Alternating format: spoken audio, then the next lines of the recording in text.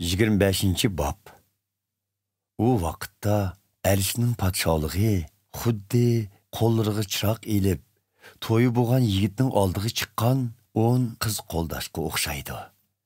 Bu qizlarning 5i aqlsiz, 5i bo'lsa aqlliq ekan. Aqlsiz qizlar chiroqlarini olgan bo'lsa-mu, yeniga yog' elib olmabdi. Aqlli qizlar bo'lsa, chiroqlari bilan billa qochilarda yog'mi olibdi. Yigit vaqti kelgachga ularning hammasini uyqu besib, uxlab qopdi. Yerim kechida yigit keldi, oldiga chiqinglar degan ovoz olinibdi. Buning bilan qizlarning hammasi o'rnidan turib, chiroqlarini parlabdi. Aqlsiz qizlar aqllilarga chiroqlarimiz o'chib qolay dedi, yig'inglardan beringlar-chu, debdi. Aqlli qizlar, yo'q, bizga ham sizlarga yetmasligi mumkin. Eng yaxshisi do'konga berib yog' setib olinglar, debdi. Lekin ular yog' setib olg'ili ketayotganda yigit kelib qopti. Tayyorligi bor qizlar uning bilan birlikda to'y ziyofatiga kiribdi. Eshik taqilibdi. Keyin yilqi qizlar qaytib kelib, "Taqsir, ishni ichib eting", debdi. Biroq yigit, "Bilib qo'yinglar-ki, men sizlarni tonimayman", deb javob berdi. Hazrati Ayso yana mundaq dedi: "Shuning uchun sagak bo'linglar. Chunki inson o'g'li qaytib keladigan vaqt soatni bilmaysizlar." Ərishning podshohligi safarga chiqmoqchi bo'lgan odamga o'xshaydi. U chakorlarini chaqirib, boyligini ularga topshiribdi. U odam har bir chakorning ovqat qilish qobiliyatiga qarab, biriga 5000, biriga 2000, biriga 1000 kumush tanga berib, yo'lga chiqibdi. 5000 tanga olgan chakor darhol berib ovqat qilib, yana 5000 tanga foyda olibdi. 2000 tanga olg'ini-mu, yana 2000 tanga foyda olibdi. 1000 tanga olg'ini bo'lsa, berib yana qo'lab, xo'jayini uningga topshirgan pulni ko'mib, saqlab qo'yibdi. Uzun vaqt o'tgandan keyin bu chakorlarning xo'jayini qaytib kelib, ular bilan hisoblashishga boshlabdi. 5000 tanga olgan chakor yana 5000 tanga qo'shib elib kelib, "Xo'jayin, siz menga 5000 tanga topshirgan edingiz. Qarang, yana 5000 tanga foyda oldim", debdi. Xo'jayin uningga, "Nihoyat yaxshi. Sen yaxshi va ishonchli chakor ekansan. Men sana havola qilgan kichik ishda ishonchli bo'lib chiqqanliging uchun seni cho'ng ishlarga qo'yaman.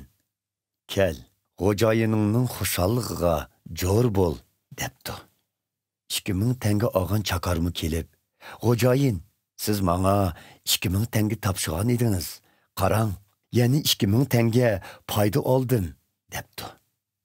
Xo'jayin uningga, "Nihoyat yaxshi. Sen yaxshi va ishonchli chakor ekansan. Men sana havola qilgan kichik ishda ishonchli bo'lib chiqqanliging uchun men seni cho'ng ishlarga qo'yaman. Kel, xo'jayiningning xushalligiga jo'r bo'l", debdi. Ondan 1000 tanga olgan chakor kelib, "Xo'jayin, sizning qattiq odam ekanligingizni bilatdim. Chunki o'zingiz termisingizmi, uning g'uslini kutasiz. Ruxsamsingizmi, xamon olasiz. Shunga qo'rqib, siz bergan tangini yegib ko'mib, saqlab qo'ygan edim. Mana pulingiz", debdi.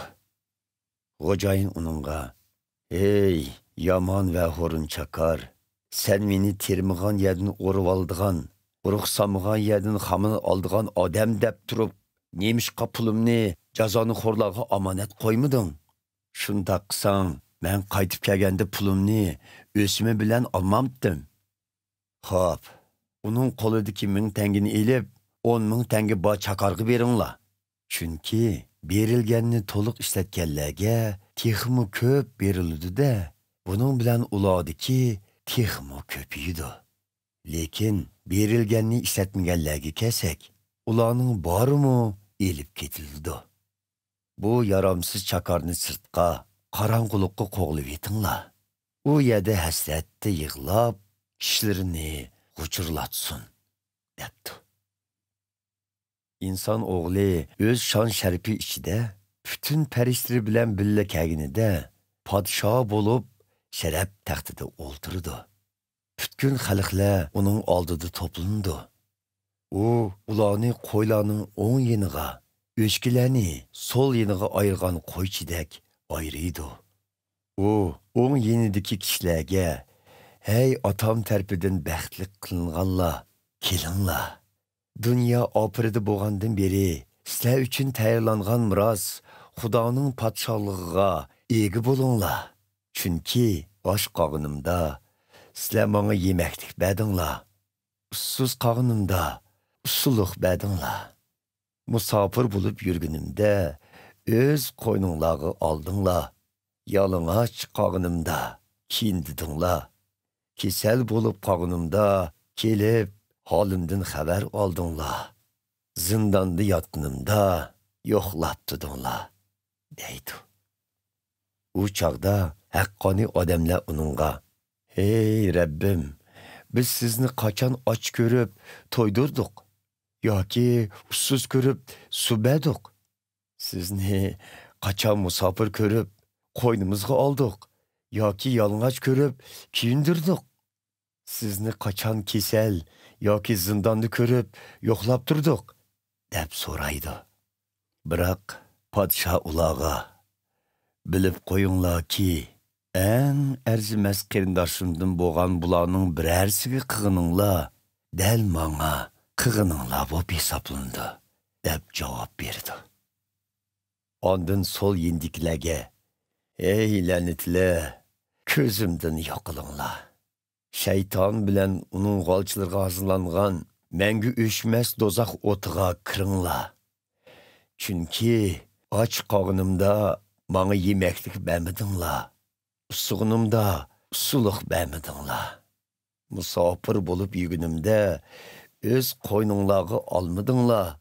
Yalang'och qog'inimda kiyindirmadinglar. Kesal bo'lganimda va zindonda yotganimda yo'qlamadinglar" deydi. Bu chaqda ular: "Hey Rabbim, sizni qachon och, ussiz, musofir, yalang'och, kesal yoki zindonda ko'rib turib xizmatingizda bo'lmadik" deydi.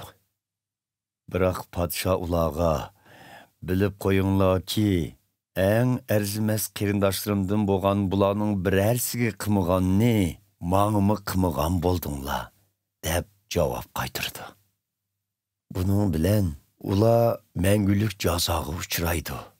Haqqoniy odamlar bo'lsa mangulik hayotga erishidi.